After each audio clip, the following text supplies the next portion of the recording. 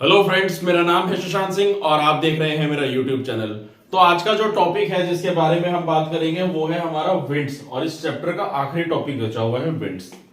Last कुछ video से हम लोगों ने 4 टॉपिक्स को कवर अप करा, जिसमें हम लोगों ने रनिंग वाटर को जाना, ग्लेशियर के बारे में जाना, ग्राउंड वाटर के बारे में जाना और वेव्स और करंट्स के बारे में जाना। हर एक टॉपिक के हम लोगों ने इरोजनल और डिपोजिशनल लैंडफॉर्म्स के बारे में हम लोगों ने पढ़ा। अब इस वीडियो में हम लोग ये जो आखिरी टॉपिक है विंड्स, ये हम इसको पढ़ेंगे और देखेंगे कि विंड से किस तरीके से इरोजन और लैंडफॉर्म या डिपोजिशन लैंडफॉर्म देखने को मिलते हैं। तो विंड भी अपने आप में एक बहुत ही इंटरेस्टिंग टॉपिक है, और वैसे भी अब अगली चैप्टर से यानी इसके बाद जो चैप्टर स्टार्ट होंगे उसमें क्लाइमेट और हम लोग विंड के बारे में भी पढ़ना शुरू करेंगे, एक एक करके क्या होती है चीजें, कैसे काम करती है, ठीक है ना। क्योंकि जो पूरी ज्योग्राफी का ये जो बुक है इसमें क्या हम पढ़ेंगे, लिथोस्फीयर, एटमॉस्फेयर, हाइड्रोस्फीयर, तो क्लाइमेट कंडीशन, विंड, हवा कैसे चलती है, वो सारी चीजें पढ़ेंगे आने वाले चैप्टर्स में। तो चलिए शुरुआत करते हैं। अब हम विंड के बारे में पढ़ेंगे कि विंड जो मूव कर रही है यानी कि क्या होता है। देखिए, एक होती है विंड, एक होती है एयर। तो विंड और एयर में क्या फर्क होता है। देखिए, जो नॉर्मल हवा है, जो हमारे वातावरण में एयर है, वो हमारी एयर कहलाती है। लेकिन वही एयर जब मूव करती है और रन करने लगती है, जोर से हवाएं चलने लगती है, उसको हम विंड कहते हैं। और उसी विंड के चलते हुए किस तरीके से इरोजनल और डिपोजिशनल लैंडफॉर्म्स बनेंगे, उसके बारे में अब हम अच्छे से इस टॉपिक में कवर अप करेंगे। लेकिन ये जो टॉपिक है, पहले इसमें विंड को अच्छे से हम समझ लेते हैं और कहाँ पे ये लैंडफॉर्म्स बनाती है, किस एरिया में सबसे ज्यादा डोमिनेशन होता है। तो चलिए शुरुआत करते हैं। तो देखिए, बुक की थ्योरी से ही शुरुआत करिए। So wind is one of the 2 dominant agent in hot desert. तो ये जो पहली लाइन लिखी हुई है ना कि wind is one of the 2 dominant agent in the hot desert, यानी कि जो 2 डोमिनेंट एजेंट्स हैं जो डेजर्ट में क्या करते हैं, इरोजन और डिपोजिशन करते हैं, उसमें से एक विंड है। दूसरा कौन सा है वो भी आपको थोड़ी देर में पता चल जाएगा, सस्पेंस रखिए। पहले मैं आपको विंड के बारे में बता देता हूं। तो विंड एक डोमिनेंट एजेंट है जो इरोजन और डिपोजिशन लेकर आता है। किस तरीके से लेकर आता है, कैसे लेकर आता है। तो कि सिंपल सी बात है, हवा चल रही है तो हवा के साथ साथ क्या होता है, अपने साथ डस्ट पार्टिकल्स काफी सारे लेकर आता है। डस्ट पार्टिकल्स, धूल, मिट्टी, डस्ट, छोटे छोटे सैंड पार्टिकल्स।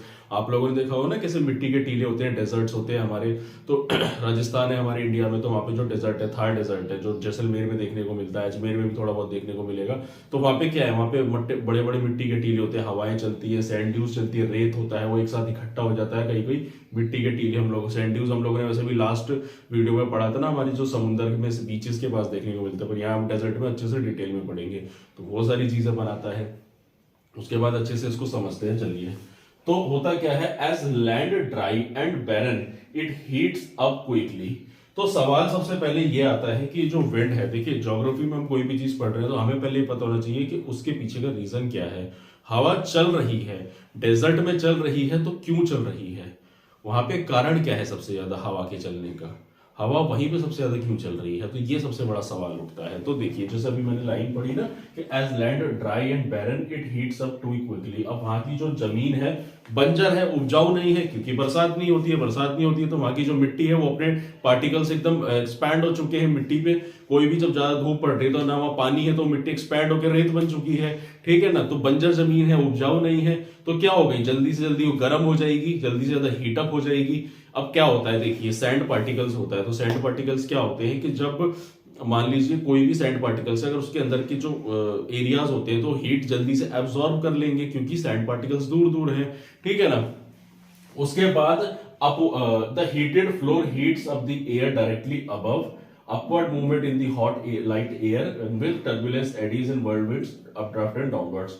ये एक एक करके समझाऊंगा। तो पहले मैं इसी पे आ जाता हूँ दोबारा से। As land dry and barren it heats up too quickly. तो अभी जैसे मैंने आपको बताया ना, जो रेगिस्तान का जो रेत होता है वो क्या होता है, वो जल्दी से गर्म क्यों हो जाता है भाई। कोई भी चीज है वो एक्सपैंड हो रही है, रेत है वो, वैसे उसके पार्टिकल्स दूर दूर हो रखे हैं, तो जल्दी से हीट को एब्जॉर्ब कर लेती है, ठीक है ना। जैसे कि इसको ऐसे समझो कि मान लो कोई चीज है, अगर कोई ठोस चीज है, अगर किसी के पार्टिकल्स आसपास है, तो क्या वहां से कोई चीज आराम से पास हो सकती है। अगर मान लो 4-5 आदमियों को खड़ा कर दिया जाए तो आप क्या उनको टक्कर मार के आगे निकल सकते हो, नहीं निकल सकते हो, क्योंकि ज्यादा लोग खड़े हैं। लेकिन वहीं पे अगर लोग कम हो जाते हैं, गैप हो जाएगा, तो आप इजीली इनके बीच में से निकल जाओगे, ठीक है ना।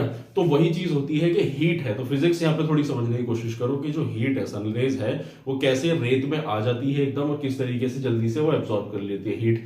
और रात को फिर वहां का एटमॉस्फेयर ठंडा भी हो जाता है। वो जल्दी से क्यों ठंडा हो जाता है? क्योंकि अपने साथ वो हीट जो है वापस रेडिएट कर देती है, वो वापस अपनी हीट रात को छोड़ भी देती है। और लैंड फॉर्म्स में क्या देखने को मिलता है कि हीट जल्दी से नहीं होती, गर्मी एकदम नहीं तपती है, गर्मी पूरा दिन लगता है तब जाके धरती तपती है, और फिर रात भर वो हीट छोड़ती रहती है, भभकती रहती है ना। तो धरती गर्मियों में हम लोगों ने नोटिस करा है, क्यों? क्योंकि उसके जो लैंडफॉर्म्स के जो रॉक्स के पार्टिकल्स है वो एकदम पास पास है, तो वो हीट को निकलने नहीं देते।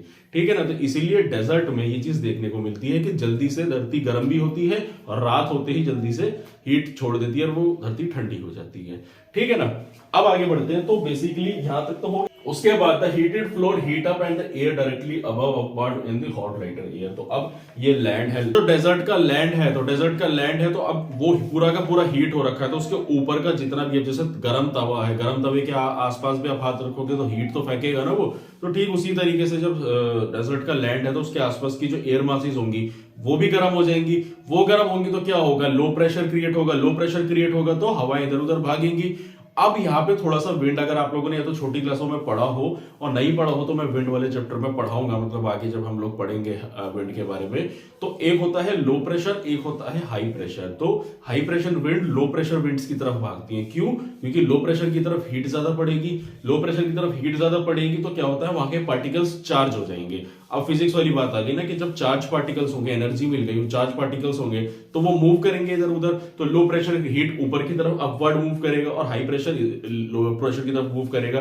तो सर्कुलर फ्लो जो देखने को मिलेगा हवा का, वो इसी वजह से बनता है विंड का, हाई प्रेशर लो प्रेशर की वजह से। और इसी की वजह से वहीं पे बरसात देखने को मिलती है, जहां पे लो प्रेशर ज्यादा क्रिएट होता है। लेकिन डेजर्ट में बरसात देखने को नहीं मिलती क्योंकि उसके अलग वेरिएशन फैक्टर्स वेरी कर जाते हैं। तो वो अभी मैं आगे बताऊंगा आप लोगों को। तो लो प्रेशर विंड्स बनी जिसकी वजह से अपवर्ड मूवमेंट हुआ in the hot lighter air and with turbulence eddies world winds updraft. तो टर्बुलेंस यानी कि डिस्ट्रक्शन लेकर आना, वही सब तोड़ फोड़ कर देना, ज्यादा हवाएं चलेंगी। और एडीज और वर्ल्ड विंड्स का मतलब जो सर्कुलर, ये एडीज का मतलब होता है जो पूरा हवा का वो जो भवंडर सा होता है ना वो बनता है, उसको हम बोलते हैं। ठीक है। जो कभी कहते हैं भूत आया उस तरीके की चीजें होती है। और वर्ल्ड विंड्स वही हो गए हमारे गोल गोल जो हवाएं घूम रही है सर्कुलर वे में। ठीक है ना। एंड अपवर्ड एंड डाउनवर्ड, और ऊपर नीचे होती हुई दिखती है। तो इस तरीके से विंड्स आती है किसमें? हमारे डेजर्ट में। क्यों आती है वो भी मैंने आप लोगों को बताया, क्योंकि लैंड एरिया है, हीट है, जल्दी हीट अप हो जाता है तो एयर मासेस को हीट कर देता है, तो वहां पे विंड ज्यादा देखने को मिलती है। देखिए हमारे ज्योग्राफी में ना हम लोग जो भी चीज पढ़ रहे हैं, हमारे धरती पे हवा चल रही है, बरसात हो रही है, इन सारी चीजों में रोल किसका होता है? सन का। Sun is the primary source of energy. तो वो जहां ज्यादा सनरेज फेंकेगा वहीं पे क्या होगा? वहीं पे बरसात होगी, वहीं पे हमारी हवाएं ज्यादा चलेंगी, वो सारी चीजें देखने को मिलेंगी। ठीक है ना। चलिए आगे बढ़ते हैं। उसके बाद आता है storm winds on desert surface. तो अब ये जो मतलब ये जो हवाएं चलेंगी यानी जो तूफान चलेगा इन विंड्स का यानी कि सरफेस पे, उससे क्या होता है? उससे क्या क्या कारण होते हैं उसके? डिफ्लेशन होगा, अब्रेशन होगा, इंपैक्ट होगा। तो ये चीजें देखने को मिलेंगी। कैसे? सो डिफ्लेशन यानी कि the lifting and removal of dust. तो यानी कि डस्ट पार्टिकल्स का विंड के साथ मूव करना। डस्ट हो गया, जितने भी छोटे छोटे पार्टिकल्स होंगे वो सारे मूव करेंगे, उसके साथ बहेंगे, उसके साथ हवा के साथ।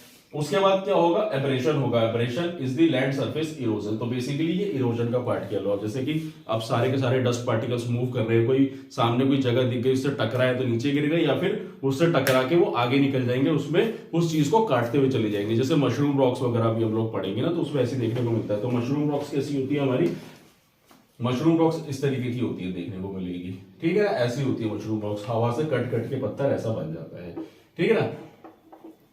और उसके बाद आता है हमारा इंपैक्ट। इंपैक्ट यानी कि सैंड ब्लास्टिंग ऑपरेशन, और इसके चलते हुए सारा का सारा इंपैक्ट देखने को मिलता है। मतलब कहने का मतलब ये है कि स्टॉर्म विंड्स का मतलब सरफेस पे क्या होगा, किस तरीके से फिर इरोजन और डिपोजिशन देखने को मिलेगा विंड की वजह से। मतलब हम लोगों ने पढ़ा था ना कि पानी के चलते हुए कैसे कैसे इरोजन और डिपोजिशन होता है, यहाँ पे विंड की वजह से किस तरीके से डेजर्ट में इरोजन और डिपोजिशन देखने को मिलता है। तो ये वही चीजें बता रहा है इसमें। ठीक है। उसके बाद आता है तो wind action create a number of interesting erosional and depositional features in the desert, formation of mass wasting and running water. तो जैसे कि बताया कि भाई विंड है, विंड तो करेगी अपना, इरोजन भी करेगी और डिपोजिशन भी करेगी। लेकिन अब यहाँ पे एक वर्ड आप पढ़ोगे, formation of mass wasting and running water. अब ये रनिंग वाटर कहां से आया है? तो जो अभी हमने स्टार्टिंग में पढ़ा था ना, रिकॉल करो कि the wind is one of the two dominant agent. तो अदर डोमिनेंट एजेंट इसमें रनिंग वाटर होता है। अब आप कहोगे कि सर डेजर्ट में कहां से पानी आ गया? पानी तो होता ही नहीं है वहां पे, बरसात नहीं होती है। तो चलिए अब उसके बारे में जानेंगे, हम इसके दूसरे एजेंट के बारे में। तो जो मास वेस्टिंग हो रही है, यानी कि जब पानी मूव करेगा ना अपने साथ, फिर क्या होता है, मास मूवमेंट हम लोगों ने पढ़ा था ना, पानी अपने साथ जितना ज्यादा मलबा लेके जाएगा और किस तरीके से इरोजन और डिपोजिशन करेगा, ठीक है ना। लेकिन पानी आया कहां से, देखो रेन इज स्कार्स, भाई वहां पे तो जो बरसात कम होती है, लेकिन जब कभी कभार वहां पे बरसात होती है, ऐसा नहीं कि बरसात बिल्कुल ही नहीं होती है, कभी कभार रेयरली देखने को मिलेगी बरसात। और वो जब रेयरली बरसात होगी तो क्या होगा, suddenly occur short period of time, कभी कभार जब बरसात होगी तो इसमें जब कभी कभार बरसात होगी तो उससे क्या होगा, अब देखो वहां की जो पार्टिकल्स है, जो सैंड है, वो एकदम छोटे छोटे पार्टिकल्स है, तो पानी जब बहेगा उसके साथ तो वो सैंड पार्टिकल्स आसानी से उसके साथ बह जाएंगे, मास वेस्टिंग हो जाएगी। जैसे रॉक फॉर्मेशन में हम लोग पढ़ा था, जैसे कि हमने रनिंग वाटर पढ़ा था कि वहां पे तो बड़े बड़े रॉक्स होते हैं ना, उनको तोड़ा जाएगा फिर सेडिमेंट्स के साथ लेके जाएगा। यहाँ पे तो एक ऐसा रेत है, एक ऐसी मिट्टी है जिसके सेडिमेंट्स ही ऑलरेडी छोटे छोटे पार्टिकल्स में हो रखे हैं, तो पानी उसको इजीली मूव कर सकता है। आप इसको एग्जांपल के तौर पे देखो, कहीं पर रेत पड़ा हो, आप रेत पे पानी मार के देखना, रेत आसानी से बह के एकदम निकल जाता है, क्योंकि छोटे छोटे पार्टिकल्स होते हैं तो वो इजीली मूव कर जाते हैं। और एक बहुत बड़ा इरोजन और डिपोजिशन देखने को मिलता है डेजर्ट में, ठीक है ना। तो यानी कि एक विंड हो गया और दूसरा हमारा रनिंग वाटर हो गया, जो इसमें काम करता है हमारे डेजर्ट में इरोजन और डिपोजिशन में। तो उसके बारे में मैंने आपको बताया। उसके बाद आता है weather debris in desert is move not only by wind but also by rain and sheet wash. तो मतलब सिर्फ वहां पे विंड काम नहीं करती है, रेन वाटर भी बहुत बड़ा रोल प्ले करता है, वहां देखने को मिलता है, ठीक है ना। तो अब उसके बाद आता है जो हवा होती है वो लेके जाती है अपने साथ फाइन पार्टिकल, यानी कि जो छोटे छोटे पार्टिकल्स होती है वो विंड अपने साथ मूव करती है। और शीट फ्लड और शीट वॉश, यानी कि जो पानी होता है जो फ्लैट सरफेस पे बहता है रनिंग वाटर, वो अपने साथ बड़े बड़े जनरल मास मटेरियल अपने साथ मूव करता है। तो जो बड़ा मटेरियल है वो पानी खींच के ले जाता है, और जो छोटे छोटे डस्ट पार्टिकल्स है वो विंड अपने साथ खींच कर ले जाती है, जिसकी वजह से इरोजन और डिपोजिशन देखने को मिलते हैं। और लास्ट में इसमें क्या रहेगा, the stream channels in desert areas are broad, smooth and indefinite, so flow from brief time after the rain. तो यानी कि कभी कभार जो रेन होती है उसके बाद जो पानी मूव करता है वो इजीली मूव कर जाता है। क्यों? क्योंकि वहां के जो स्ट्रीम चैनल है, नदियों के जो चैनल है वहां पे, वो बहुत ही ज्यादा ब्रॉड होते हैं, चौड़े होते हैं, बहुत स्मूथ होते हैं, ठीक है ना। और उसके अलावा मतलब बहुत लंबे होते हैं, कहीं रुकते नहीं है, ठीक है। तो आराम से जो मटेरियल्स है वो इजीली बह जाता है। अगर आप लोग वैसे भी देखोगे डेजर्ट वगैरह में जाके, तो वहां का जो लैंड सरफेस होगा वो किस तरीके से होगा, एकदम स्मूथ होगा, आराम से बह जाएगा पानी, अगर आप वहां डाल के देखो, ठीक है ना।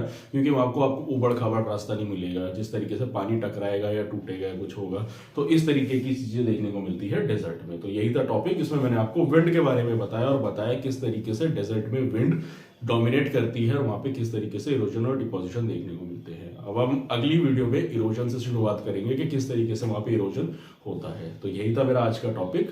और अगर आपको मेरा काम पसंद आ रहा है, अगर आपको मेरी वीडियो अच्छी लग रही है, तो मेरे चैनल को सब्सक्राइब कीजिए, मेरी वीडियो को लाइक कीजिए, और आने वाले समय में आपको और ऐसी इंफॉर्मेटिव वीडियोस मिलती रहेंगी। तो आज के लिए इतना ही, मिलते हैं नेक्स्ट वीडियो में। Thank you very much.